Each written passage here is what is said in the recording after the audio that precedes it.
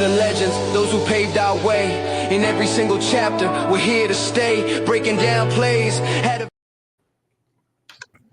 Hello, everybody. How's everybody doing? I hope everybody had a great Thanksgiving holiday. It is now the turn of the calendar here in December, and this is the Chasing the Highlights podcast. My name is Lonnie Washington, and I'm here today with my co-host, Tony Robinson. He's in Texas, and I am in Arizona. So hopefully where you are, you're trying to keep warm because everywhere across the country is cold weather. And this is football season. Here's where, the real playoff run starts in the NFL. And, it's a really exciting time of year if you have a team in the race. Obviously, I'm a Commanders fan, so my team is not in the race. However, we're still, we're still fighting, right? And it's good to see that. And today I'm still a little upset at the game that happened on Sunday, but I'm encouraged by the fight that my team still have, even with a lot of players out and Jaden Daniels still not playing in the game. So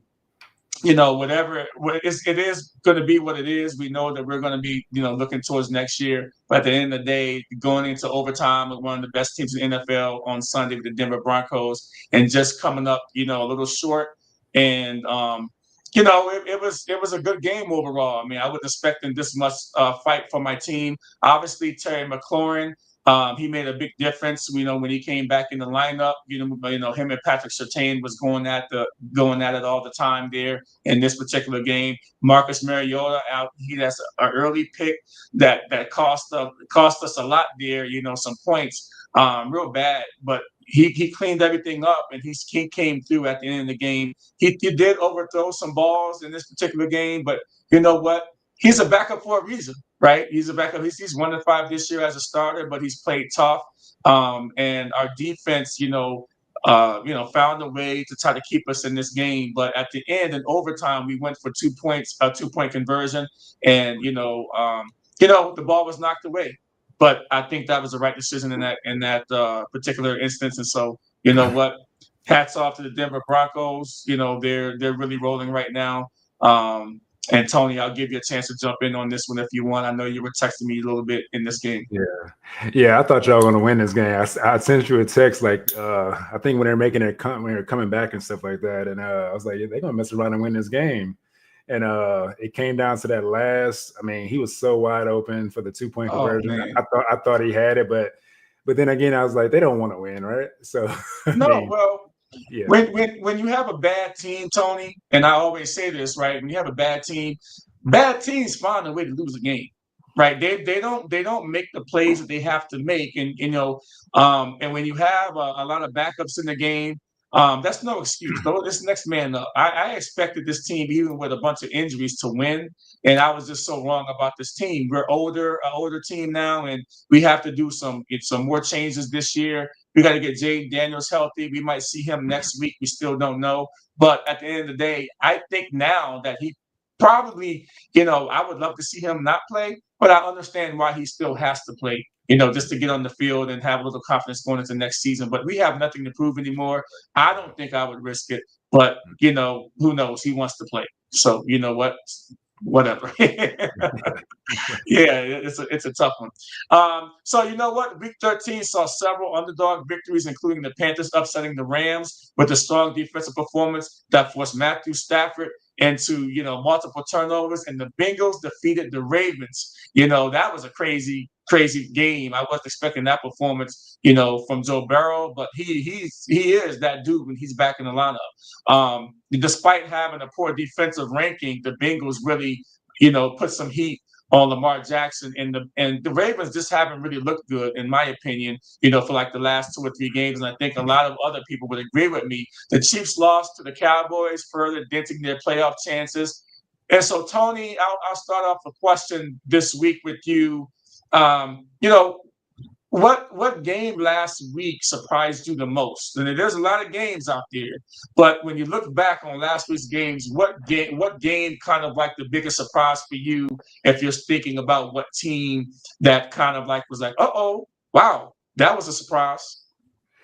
I mean, like I was saying before, I had to say the Cowboys game because everybody, I picked the Cowboys last week to win this game, and And I felt because of the 2 pickups they picked up at the D tackle spots was integral to them slowing the run game down, allowing them to get coverage sacks and stuff like that because they were getting in on Mahomes and stuff like that. And I mean, they played okay, but the Chiefs anyway. But I feel like they have a shot to like be dangerous in the playoffs right now. I foreseen saw this going on with this these 2 additions. So and then Overshown back and stuff like everybody. So hopefully they can keep it going. And another one I think is I wanted the Colts to win, but they couldn't do it. It's like they keep showing us like they're not who they think they are. You know what I'm saying? So but yeah. And I mean, for me, I thought the Browns was gonna take it. we gonna get to that though. But, and that being said, man, the Texans beat the Colts 20-16. The Colts are in trouble. And when I say the Colts are in trouble, the Colts are in trouble. The Texans, are the defense is number 1 ranked defense. You had C.J. Stroud come back last week. He looked pretty good, hooking up with Nico Collins. And they just actually, they only need just a little bit from C.J. Stroud, because their defense is so good. As you can see, it was a tight game, but this is going to go a long way to see who determine who wins the AFC South.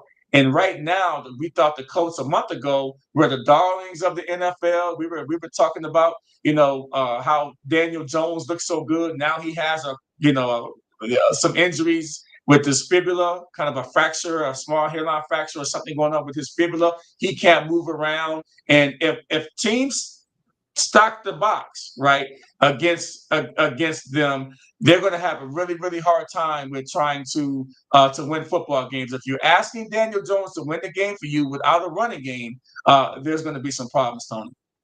The other game I was thinking about too, the game that I picked, and you picked the other team. The Bears. Ben Johnson. Yeah, we'll talk about them too. We got to talk about the Bears. That's going to be a good one. This was a crazy game. So, looking back at the Colts, Tony, are the Colts going to make the playoffs after the loss of the Texans and a brutal schedule down the stretch? I mean, they have a brutal schedule down the stretch. Yeah, what we talked about earlier, you got it depends on what kind of team Jacksonville is going to be because they play them twice down the stretch.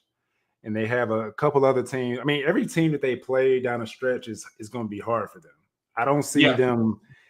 I don't see them winning those games unless they can steal 2 from the Jacksonville Jaguars. And I mean, that's the only way they're going to get in. But Jaguars is playing. Well, you just don't know what you're going to get from Jaguars. They play the teams they're supposed to beat. They struggle with the teams. It kind of goes. You don't know what you're going to get. So. With that being said, I don't know. It's kind of hard. It's not looking good though, like you said. It's not looking good, and I'm going to show you why it's not really looking good. Yeah, because they have the crazy tough remaining schedule. When you start looking at this, the Colts have to play the Seattle Seahawks. Right, the San Francisco 49ers, and then they have to play the Jaguars twice. And this is going to be wild. When you look at the toughest remaining schedules, I don't see the Colts going in and beating the Seattle Seahawks in Seattle. That San Francisco game is not going to be easy either. And then you got to play a division rival, and they've got to play the Jags this week. And we'll talk about that later, but they're going to play the Jags this week in Jacksonville. So I'm not really, they could actually miss the playoffs after having such a great start.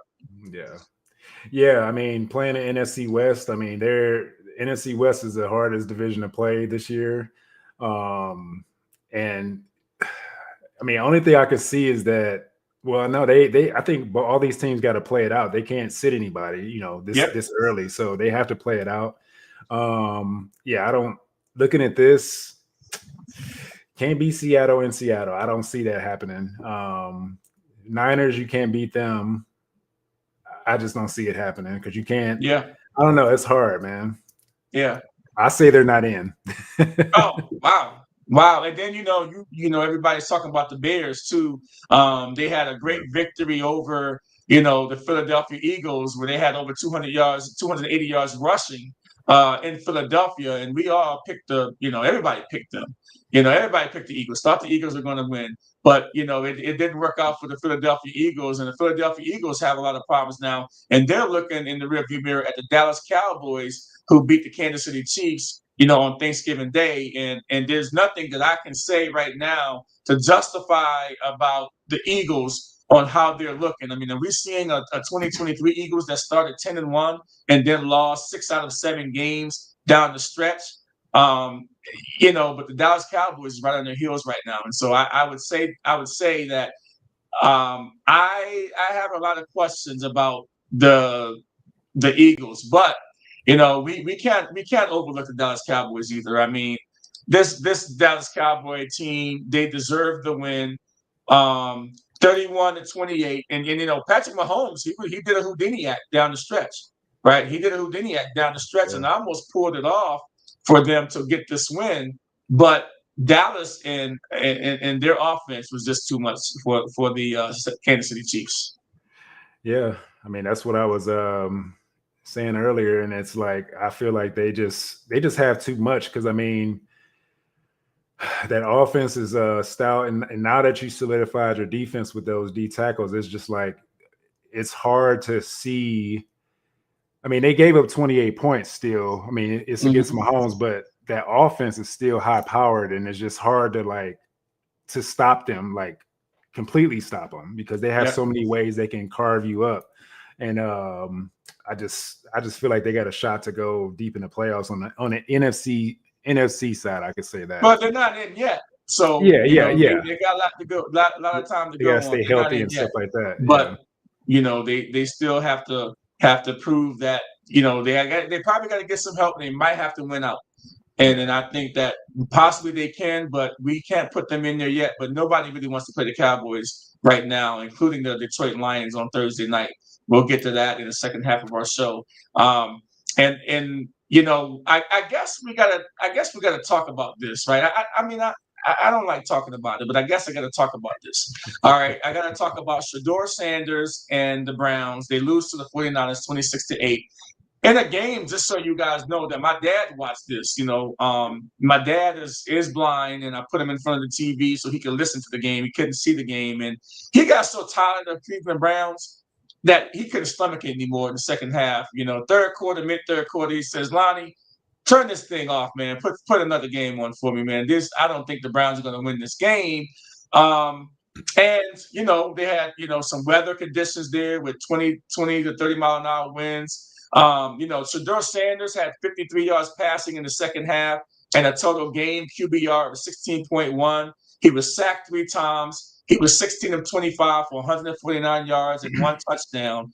But because I didn't watch the whole game, my buddy Tony here, the resident Cleveland Browns fan, said that this doesn't totally tell the whole story of what happened in the football game. But I always go by the stats. Hey, this is the stats, the way it looked. Just looking at everything, Shedeur Sanders wasn't doing this, right? So tell me, Tony, what happened in this game with Shedeur Sanders and the Cleveland Browns? Well, the first half, the game was, we were winning the game. We were winning 8-7. They ended the quarter to make it, 10-8 or whatever. But when we get to the first half, immediately in the third quarter, I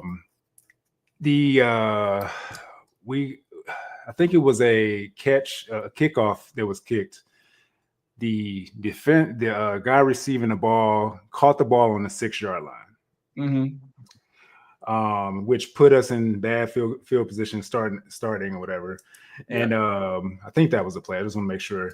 I might be wrong, but it started this way. And we went 3 and out, but it was a 3 and out, but we went for it on 4th and 1. It was 4th and 1, like on the 30 or 25-yard line on our side of the field. Right.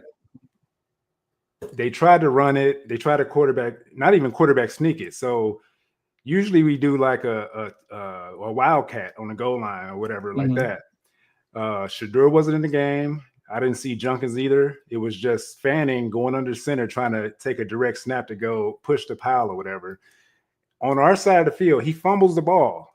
Wow. Fumbles it. Just gives the ball back because he couldn't advance it or whatever, something like that. Well, he fumbled the ball.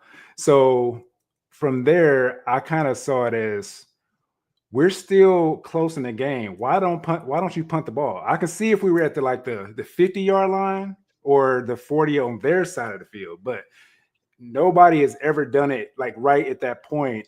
Our team hasn't, because somebody came into the comment section saying, "Oh, Kevin Stefanski does this all the time." Like, no, the Detroit Lions does this all the time. We never go for it on fourth down like this much, that aggressively.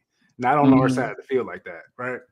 So from there, you got the 30 mile winds and stuff like that. Both sides, Purdy couldn't pass the ball properly. I mean, because our defense is really stout or whatever, but the wind was kind of causing a lot of issues for everybody. It wasn't just Shador; it was both sides of the ball. I mean, both teams and stuff like that. So it was a power run. They're running the ball a lot, right? Yeah. So, and there's things that Shador did wrong. He wasn't perfect, but we can't blame it on him because we couldn't, as a team, we couldn't do anything because either we were hamstrung by coaching decisions or people making bonehead plays, catching the ball on a 6-yard line on the kickoff when he could have went out of bounds. Why don't you just let the ball go, just see where it goes? I mean, but I don't know. It's kind of hard to tell. I mean, totally. I have a problem with just. I know he had a pretty decent first half, Shedeur Sanders, and I have a problem with the 16.1 QBR, right? And that's from ESPN. I mean, every quarterback is rated, and I know that's the problem I have with his stat and the 53 yards passing, the wind and everything like that. I just think that he has to be better because all the spotlight is on him. He's a rookie in his second game. It doesn't matter. He's a rookie that is trying to get playing time. And if it ain't with the Cleveland Browns, he has to put enough on tape while he get in the game in case the Cleveland Browns get rid of him. He's putting enough on tape. He's putting enough on tape for what? To keep starting. He's starting next game. Look, he hasn't put enough on tape to keep starting. They're just letting him start so they can see. He's not losing in the game. He's not losing in the game. He didn't turn the ball over this last game. Well, he has a good chance again because he plays a bad Titans team this week. So let's see what he does again. Just like the Raiders, he went out there. But when you play good teams, he's got a gift coming to him this week. He plays solid against this good team. What you're missing, like these stats right here, you just going off the QBR, but the stats 16 for 25, that's 64% passing. There's a conspiracy out there because they said that the line for him was to go over 150. If you go over 150, a lot of people played that. They played the over. And they stopped him from scoring. It's just a conspiracy, but that's what they're. But I'm telling you, it's out there. What we should do is we need to hold Shedeur Sanders to the same standard that we hold all the other starting 31 quarterbacks in the NFL that played in Week 13. And so that's the standard.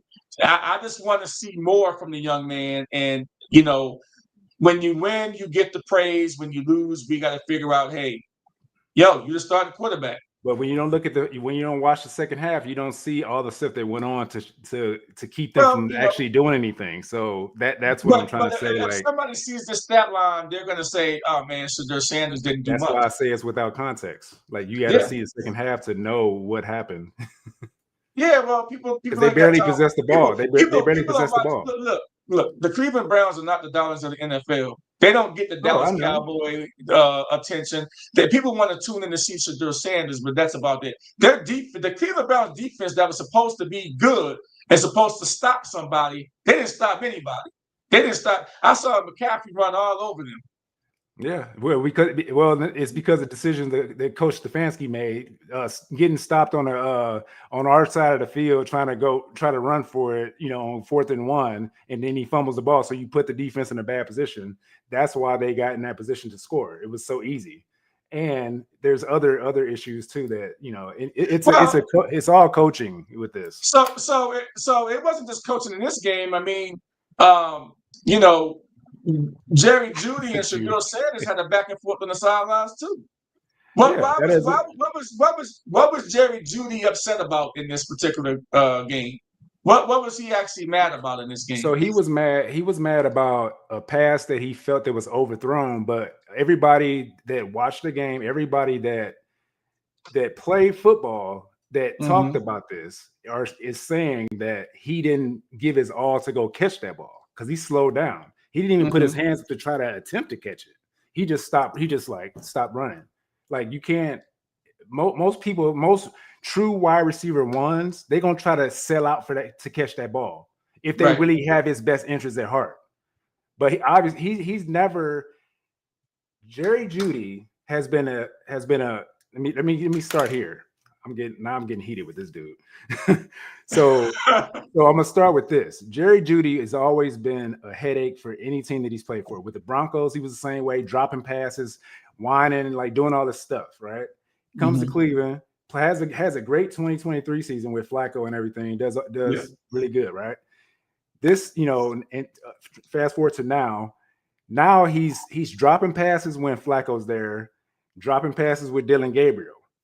Gets with Shador, he's dropping some passes, but he's getting more back passes thrown to him because he's getting a deep ball thrown to him now. So he's feeling himself a little bit, right? He gets one pass that, let's say, it was probably equal blame. But he's gonna blame. Everybody wants to blame Shador for the deep ball that he missed him or whatever. Let's just blame Shador, right? As a veteran wide receiver, you have to, with a rookie quarterback, no matter who it is, you have to go over to him and be like, "Rook, I got you. Where you need me to be next time?" The way he went over to him, he added fuel to the already fire that Shador is already under. And I feel like Jerry Judy should be gone at the beginning of the next season. If it was me, bro, I would be sitting him down right now because he's a rotten apple that's causing more drama because he's never all the stuff that Dylan Gabriel did and was not hitting him and like he wasn't catching the ball and he's never like argued with Dylan Gabriel like this. Why are you going to Shador now? So it seems kind of sketchy. It pissed me off when I saw that because it's like I never seen you do this to Dylan Gabriel, but you want to do this to Shador. Like he didn't do it to Flacco either. Like I'm like, what do you now? You want to do it?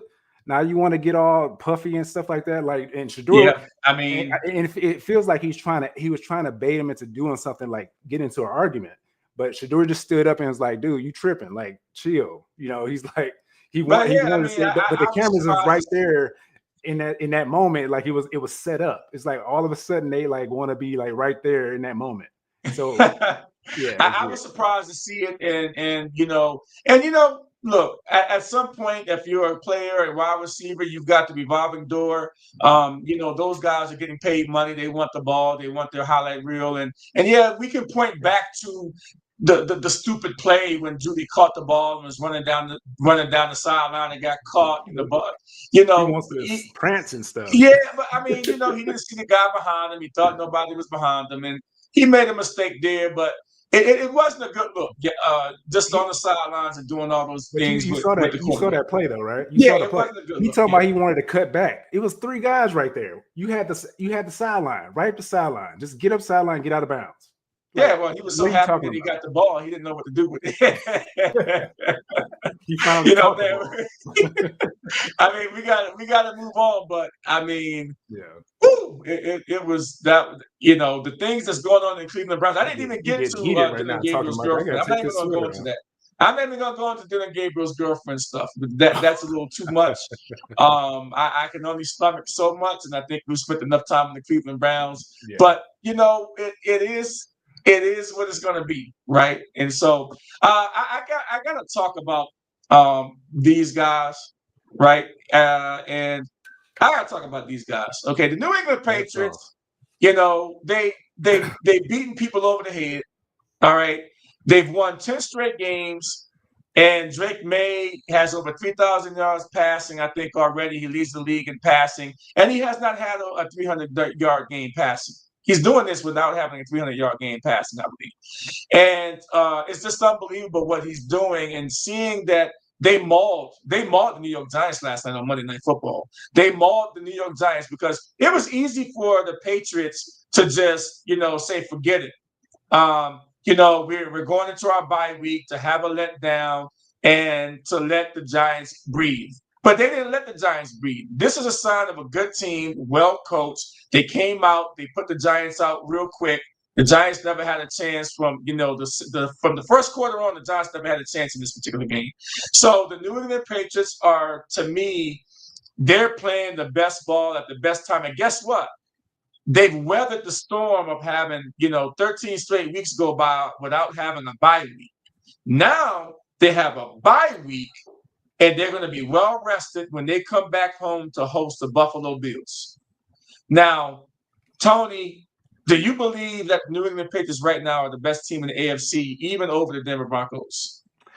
Yes, because I have Bo Nix in my. We talk about this on every podcast week, and I feel like Bo Nix and that offense they're not consistent when they're supposed to win. They don't do anything. Like when they played against like the New York Jets, they only won 13-11. Like, and then when they play these good teams, then they play where they're supposed to play. Yeah. But it's like when you play the terrible teams, you're supposed to beat them down, blow them out by 30-0, whatever it is, right? Yeah. I feel that's how I feel like good teams are supposed to be doing it. And I feel like New England have their little issues, but I feel like New England's more consistent because of the coaching. Not saying that the Denver coach is bad, but I feel like Vrabel is a great coach because he's from the Belichick tree, right? So he's on the defensive side. They're going to take somebody away.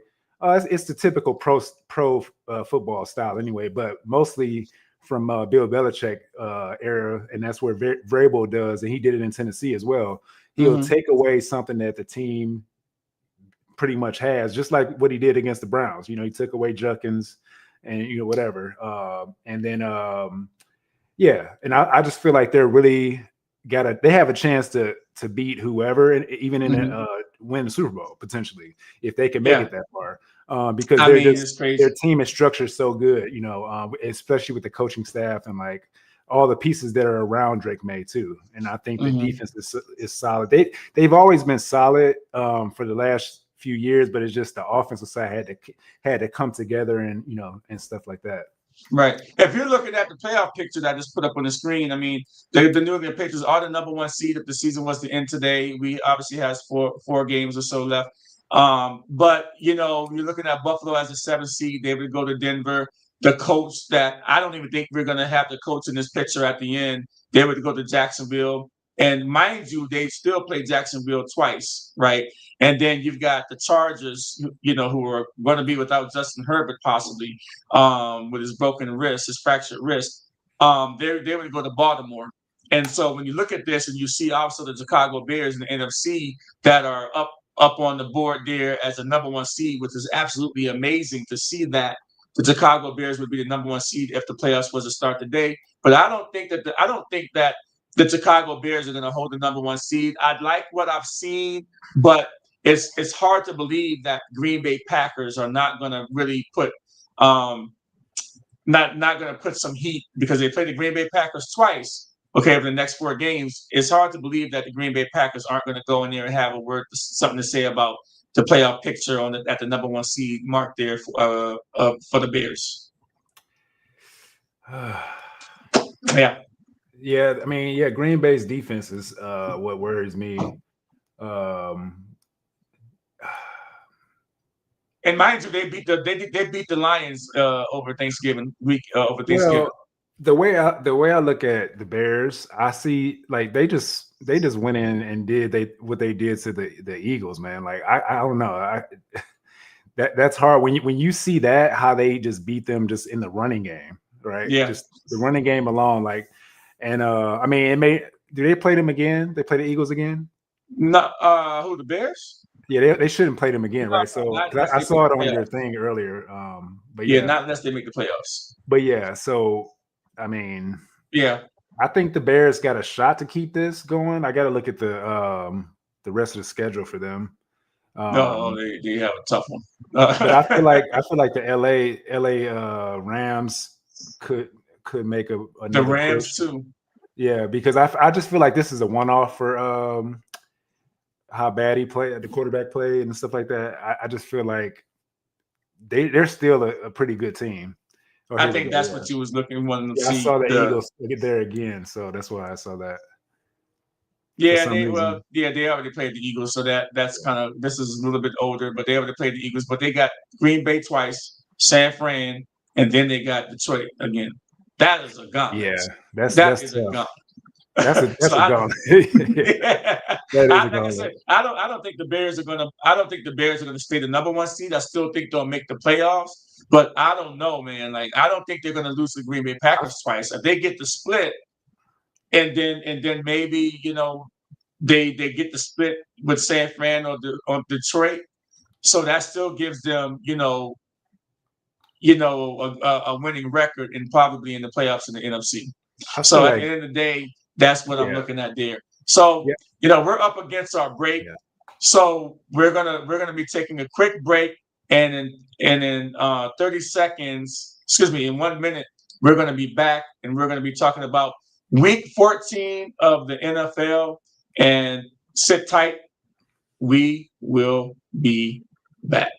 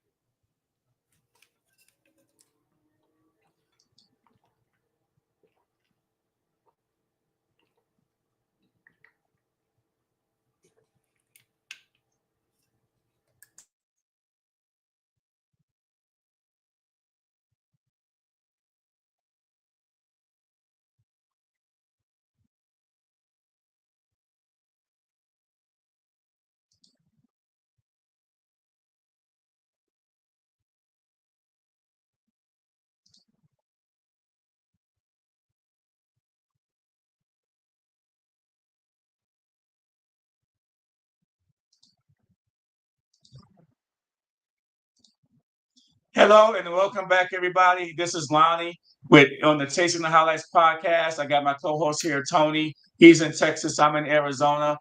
We're going to start talking about week 14, and week 14 kicks off with a pivotal matchup against the Dallas Cowboys traveling to the Detroit Lions. This week also features several key divisional games with significant playoff implications. But if we're starting off, with on the Thursday night football, and I think this is going to determine if the Dallas Cowboys can possibly make the playoffs, if they can go in Detroit and beat the Detroit Lions. Amon St. Brown, he's not playing this week. He's already out. So that is a big loss. It seems like in the Detroit game against the Packers, when he went out the game, it doesn't seem that Detroit Lions was the same team. And so, Jared Goff is back there scrambling around trying to look for people to throw to. And, it's just tough for him without St. Brown in the lineup. And so, we're going to be looking at, trying to figure out how how this all plays out. But I'm going to tell you. So we're going to start right now, Tony. We got the Dallas Cowboys at the Detroit Lions on Thursday night. And this is going to be this is going to be real good football in December. I mean, geez, I just can't say that if there's a Thursday night game that you have not watched this year, you got to watch this particular game. What do you think, Tony, about this one? Yeah, this is going to be a good game. It's going to be a shootout, but I feel like the Cowboys going to do enough to get by, only because they have Laporta out for season-ending injury, and Yep.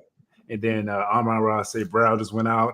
And the only thing that I can see is that Jahmyr Gibbs going off. If Jahmyr Gibbs gets going, like they start dumping the ball off to him because they're gonna have to dump the ball. They can't like run him off the middle because I feel like that defense is gonna stop the run. They got to just dump it off to him. I mean, they're gonna probably soften him up with Montgomery. Just to, I guess knuckles you call them. And then you have Jahmyr Gibbs just getting the dinks and like just breaking, stuff like that. So they're gonna have to figure something out. I got Cowboys in this one. Ooh, that's developing. Wow. All right. Yeah. Well, I got Detroit Lions. I think the Detroit Lions will find a way to try to win this game.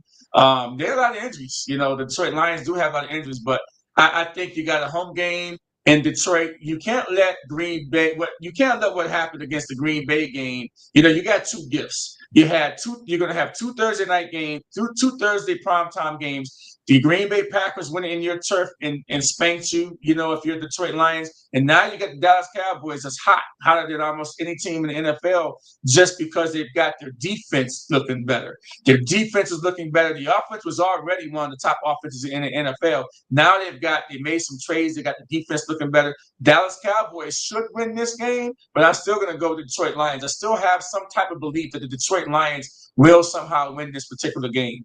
And we didn't talk in the first block about this particular game. We didn't talk about this particular team. The Bengals, Joe Burrow, right, decides that he's going to come back and put the cape on, right? This is what he's done. Out 9 weeks with a toe turf surgery, comes back. He's got the defense looking better. The energy and everything of the whole team, the whole vibe of the team is just looking totally good. They go in and put a spanking on the Ravens. All right. Now the Bengals got to go to Buffalo in a game that if the Bengals want to have any chance at the AFC North, they have to win this game. But Buffalo, if they have a chance to try to stay ahead of, try to stay pace with the New England Patriots or even just get a wild card spot in the AFC, they need to make sure that they come out the gate and beat the Bengals. What do you think about this one?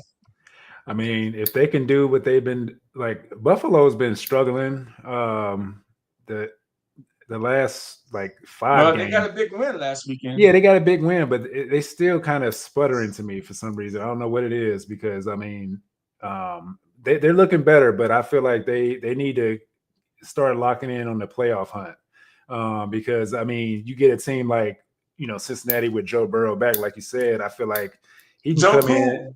Yeah, I mean their run defense has to be able to stop the Bengals because if you don't stop the Bengals with Chase Brown coming in and with Joe Cool coming in and be able to throw the ball too. I don't know what the weather implications are going to be or whatever the. It's December. Buffalo's going to be frigid. Yeah, if it's snowing or if it's no snow on the ground and everybody's able to move freely and the wind is not blowing too hard, I feel like Cincinnati got a shot, but I'll take the Bills slightly because of how they've been playing the last 5 to 6 games. I mean, they haven't really been playing well, but they're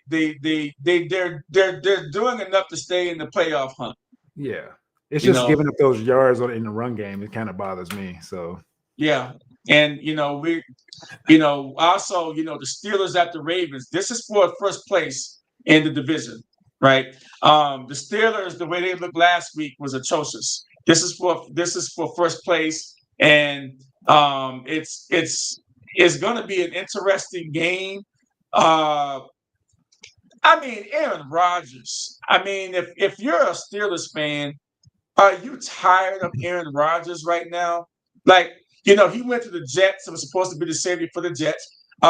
They didn't do anything. Aaron Rodgers came to them. He's got a broken wrist.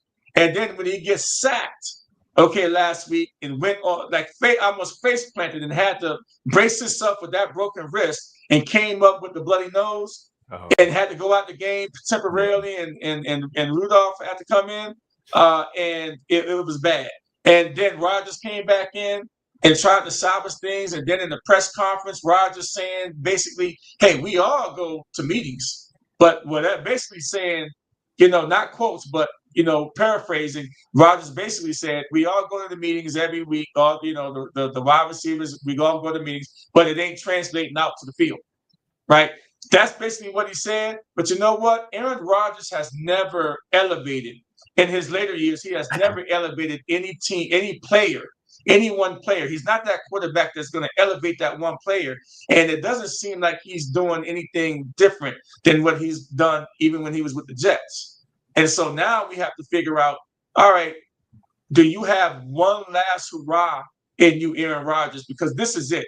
You're going to play the Ravens. Can the Steelers win this game?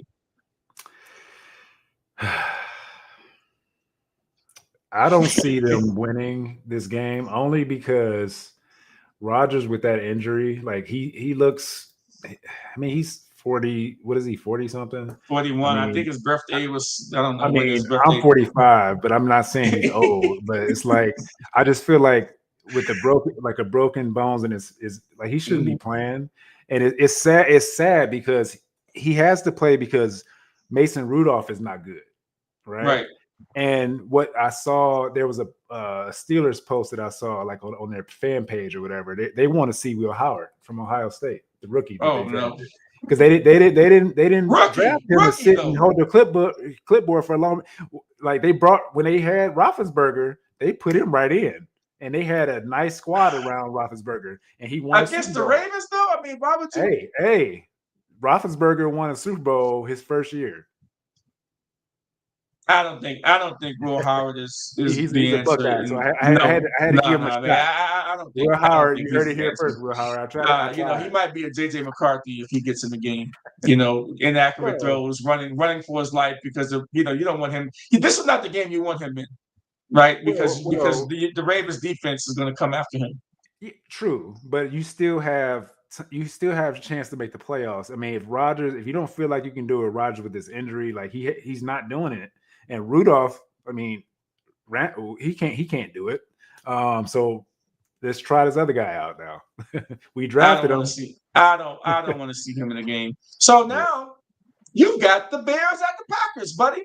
You got Caleb Williams that just went in to Philadelphia and they put a beat down on the Philadelphia Eagles. Their running game is crazy, right? Their running game is one of the top running attacks in the NFL. All they do is just keep running the ball. They're hitting you in the mouth, and they're not asking Caleb Williams to win any games. And they're just out there on their case right now. And the Bears are going into Green Bay, and man, Micah Parsons got 12.5 sacks already this year, and he's on pace probably for 16 sacks. And overall, they got to go to play the Packers. And the way the Packers looked last week on Thanksgiving Day against the Lions, their offense looked good. And so I'm not quite sure what to say about this game. I got a lot of my brother and a lot of other friends are Bears fans, but I think that the Packers. I keep saying this, and the Bears just keep winning, but I think this week they get their loss.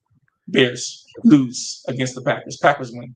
Well, I mean, the Vegas line is -6.5, -6.5. So, I mean, it's gonna be a close game. I got the Bears. I'm riding this. Oh man, I'm riding this winning streak. I'm riding this winning streak. I mean, it's hard because it's gonna be hard for them to do the same thing they did last week. I don't think the Bears are gonna win with the running game against the Packers. I don't know for sure. It's kind of hard to tell. But it depends what defense shows up for the Packers, right? Yeah. I guess it depends. I mean, but they stop the run a little better. On defense sometimes. They disappear in some games, but when they're on, boy, one of the best defenses in the NFL. Yeah, they stop the run pretty well. So it's like, I got the Bears. Oh wow. Because I want to see them win because I've been saying this all season about Ben Johnson's offense and and Caleb Williams and like I feel like it's gonna keep going and they just turning and turning. I'm not a Bears fan, so I'm not getting paid by anybody from the Bears. I don't have anything. Nope. You're not a Bears fan. But Boy, that's going to be a crazy game. I got the Packers. All these games this week are must see, right? You've got the Colts at the Jags, and I think that I think when we've talked about this earlier in our pre call before the podcast earlier, and I said that there was an amazing stat that I saw. I saw that the Colts have not beat the Jaguars, have lost in Jacksonville 11 straight years. Let me say that again. The Colts have lost to Jacksonville in Jacksonville 11 straight years. So I asked you, Tony, is this the year that they break the curse and finally get a victory in Jacksonville? If we can't get Indiana Jones, I can't see it, because he has to be able to throw the ball and run the ball, and with that hairline fracture in his fibia, whatever, I feel like he's. I think they're kind of hamstrung. Because I feel like the Jacksonville, they're going to put 8 in the box on Jonathan Taylor, and then force them to be Matty Ice. He may turn to Matty Ice. I feel like that's what's going to happen. I said, yeah, I don't see it. I mean, I feel like the Jags going to win at home again, because unless Jonathan Taylor just goes off and you just can't stop him. I mean, that's who needs to show up. The Jonathan Taylor that we know, he has to have like 150 yards, 3 touchdowns, and the defense has to be lights out, because Jacksonville's offense is pretty solid. So it's just, but they're inconsistent too. So you don't know what you don't know what team you're gonna get, and you don't know what Jacksonville defense you're gonna get too. So it's kind of up in the air. But I still got the Jaguars winning at home. Yeah, I don't, and I said this, that without Jonathan Taylor rushing for 100 yards, then teams will stack the box to stop him and make Daniel Jones, with that hairline fracture in his fibula, which is crazy that he's playing. They'll try to make him beat you on his own, and I don't think he can do it. He has never really been that quarterback that could take that weight on his shoulders to lead a team. And well, he had a good season, a few years ago when he was with the Giants and they went to the playoffs. But they needed Barkley in the running game. They needed that engine to kind of go on the running game. But he's never been that guy to take, the weight on his shoulders to go out there and get the victory. And now that he's injured, last week is an important stat. He only had one rush for 1 yard. So he's intentionally not running. So that's not his game. So we'll see how that pans out. I don't think it's going to look good for the Colts, and I think that they're on a down spiral that they can't get out of, and I think it's going to be crash and burn for them the rest of the way with their schedule that they have. So now we've got the Texans at the Chiefs. This is now if we said that last week when the Chiefs traveled to the Cowboys was a must-win game for both teams. This is a truly must-win game for the Chiefs. They're out of get out of jail free cards, right? They're out of get out of jail free cards in this game. You got a Texans defense that's number 1 in the league, that's traveling to the Chiefs, and boy, this is going to be a good game. But I'm picking the Chiefs in this game, and you know why? It's the dome team traveling to cold weather. That's really why I'm picking the Chiefs. The Texans have to come out of the dome, and it's going to be brutally cold, okay, in Kansas City this time of year in December. And that's why I think I'm giving the intangible to the Chiefs. The Chiefs is not going to be don't care about the weather, but when you got a dome team traveling, I think the Chiefs get it done by the skin of their teeth against this team. And Patrick Mahomes, he gets the win. And you know what?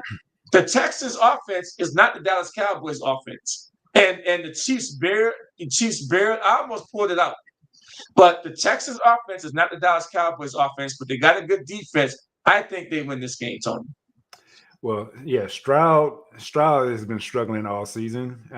And with the weather being cold and like the wind when you're outside of the dome, like we talk about this all the time. And I feel like that's a key factor in this game, and I feel like the Chiefs will win because of how the defense plays better at home, and I think they as a team they play better at home, obviously. Yeah. But I feel like the cold weather is going to just freeze the Texans. I mean, I don't know if it's going to be even close. I feel like they're going to probably pull away. Well, I mean, the defense will probably show up. I just think on the offensive side, they may struggle a lot because they're not. I don't know. Yeah. I got the Chiefs winning this one. Yeah. I mean, I think the Chiefs are going to win too. And I don't want to see the Chiefs. I don't want to see the Chiefs in the playoffs, but I just feel like they're going to win. In. Yeah. If they get in, it's gonna be crazy. So yeah, it's gonna be crazy. So transitioning again to this game, you got the Titans at the Browns, and what is the expectation from Shador?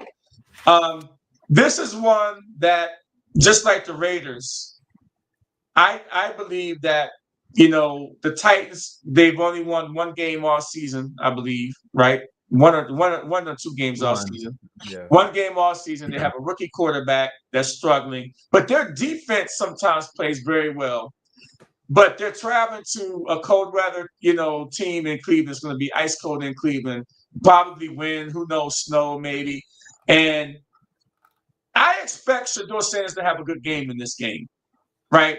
I'm on this case. I'm real, right? Raiders game, good game, short enough to start.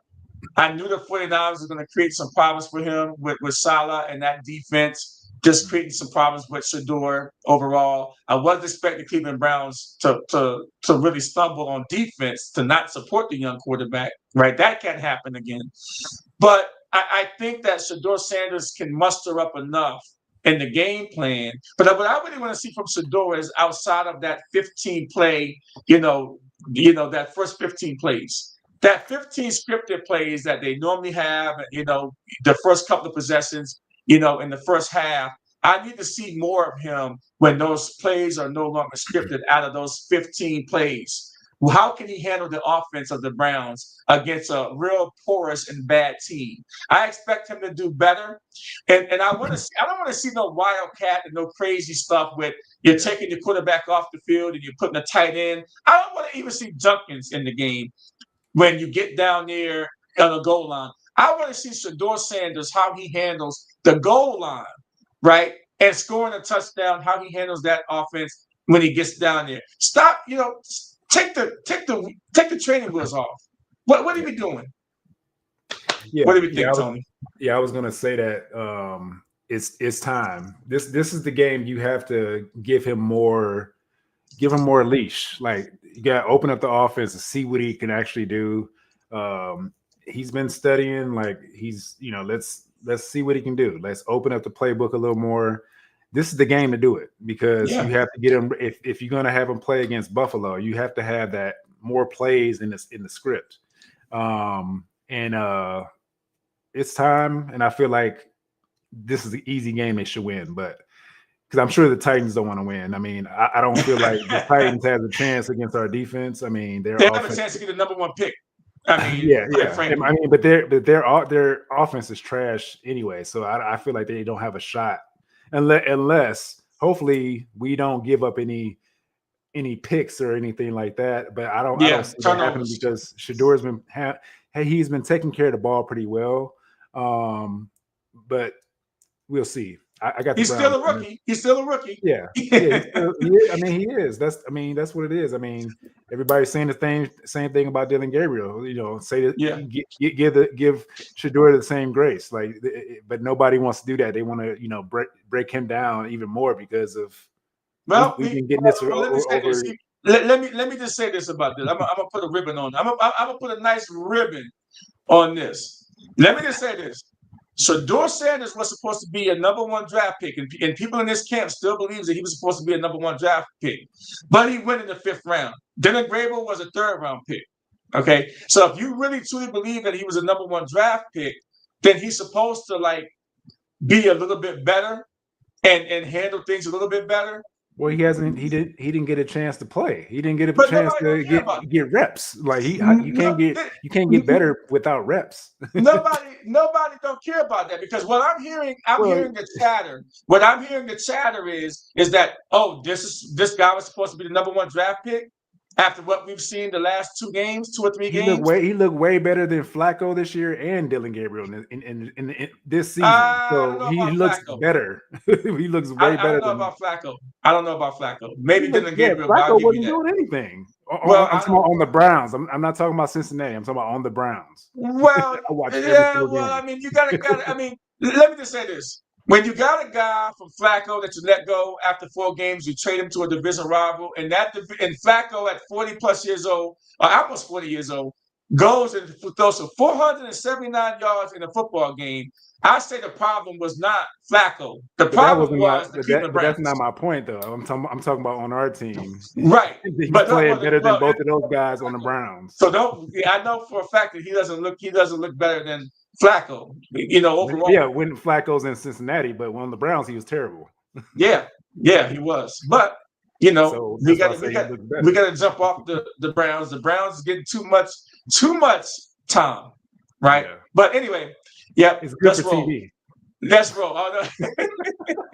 Yeah, Shador is good for TV, by the way. He's good for the NFL. He's good for the ratings because I'm sure that even though they have a bad record, people will tune in no matter for just 10 minutes just to see him play.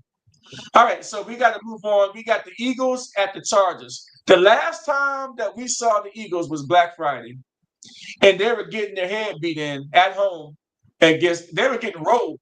Okay, they got totally rolled against the Chicago Bears. All right, now they got to travel west. They get a little break from the weather because they're playing the Chargers in the dome, right? And SoFi, nice plus stadium there in LA. And the Chargers have a problem. They have a Justin Herbert with a broken wrist problem on his non-throwing hand. He just had surgery, So looking at this game, you got to say to yourself, wow, he just had surgery. We might see Trey Lance in this game. Can Trey Lance beat the Philadelphia Eagles? Or are the Eagles going to get some sweet revenge in this game? What do you think, Tony? I mean, Trey Lance has been in this offense for a little while. I think this is second season with them, I believe. Yeah, I think so. Yeah, I think was there too at one point. Yeah, so I mean, I feel like he's solid now. He started with the Niners, but Chargers, I think he can play pretty solid because I think they'll try to run the ball just like the Bears did against them. They'll try to run that same kind of offense, like run heavy, because they have they have Vidal, and they'll figure out a way to try to run the ball a lot to see if they can actually do the same thing the Bears did. But not all teams can do that against the Philadelphia Eagles. Philadelphia Eagles I'm sure they're going to be coming in like sharks in the water, like pissed off. Like I don't see this happening two games in a row. So I got the Eagles winning this game on the road, only because of the Herbert issue. Because I don't know what we're going to get out of the backup. So that's what I have. I have the Eagles.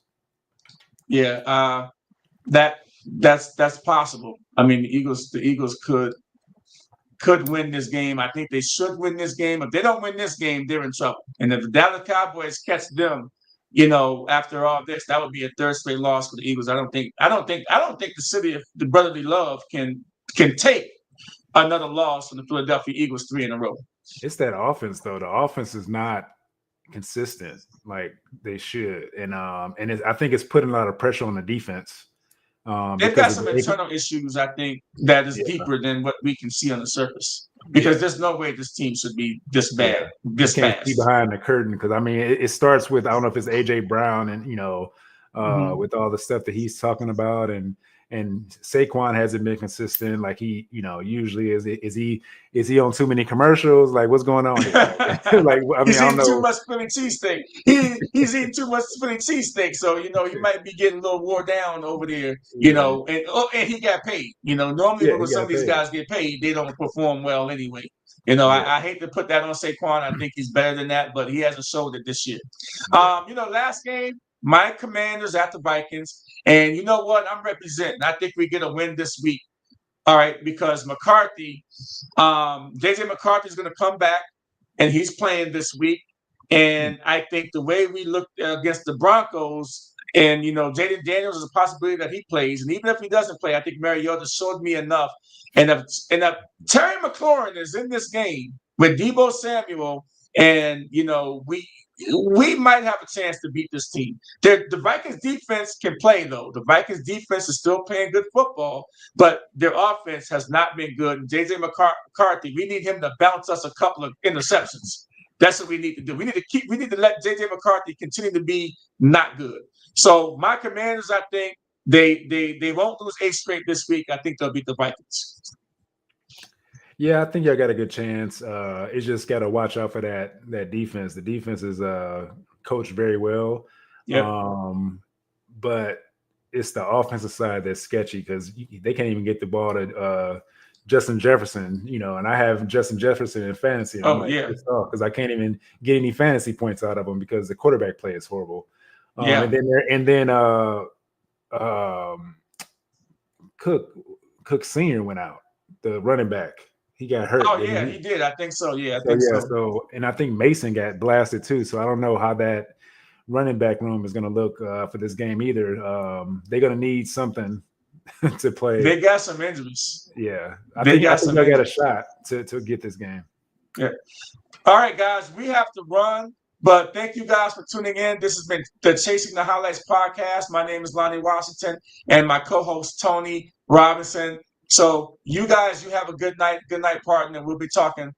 Enjoy the week. Enjoy the games this week, starting with Thursday night. The Dallas Cowboys at Detroit. You don't want to miss that one. That's going to be good.